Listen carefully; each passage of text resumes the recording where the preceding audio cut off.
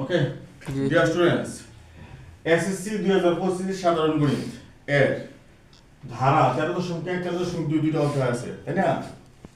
এই যে চান্দু কি খবর লাগতেছো ভালো করে? আজকে যদি বানান ভুল হয় তাহলে খবর আছে। আচ্ছা, এর জন্য গুরুত্বপূর্ণ যে বিষয়টা, বহু নির্বাচনী আমরা বিগত বছরের প্রশ্নগুলি খেয়াল করেছি, 2024 সালের, 2023 সালের, 2022 সালের, এইগুলি দেখে একটা মোটামুটি সিদ্ধান্ত নিতে পেরেছি। সিদ্ধান্তটা আশা করি একই ঠিক থাকবে। তো সেটা হচ্ছে, তোমরা সবই করেছো, অঙ্ক সবই করেছো, 13.1 অঙ্কই করেছো, সৃজনশীল প্রশ্ন করেছো।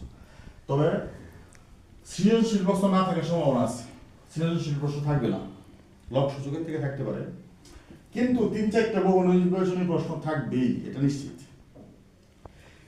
তাহলে 3-4 নাম্বার অনেক গুরুত্বপূর্ণ এ প্লাসের জন্য। বিশেষ করে সাধারণ গণিতের অবজেক্টিভ খুব খুব খুব খুব কঠিন। সাধারণ গণিতের অবজেক্টিভ, উচ্চতর গণিতের অবজেক্টিভ সহজ, সাধারণ গণিতের অবজেক্টিভ অ্যান্সার করতে গিয়া বাচ্চারা কেন অনর্থক সময় নষ্ট করে পরে অ্যান্সার করতে পারে। সো ইম্পর্টেন্ট দেখে দেখে আমরা 4টা অবজেক্টিভ এখানে নিলাম। আমরা এই 4টা অবজেক্টিভ আজ আলোচনা করব, ঠিক আছে?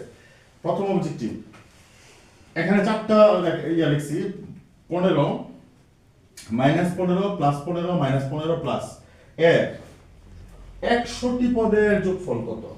কতটি পদের? 100টি।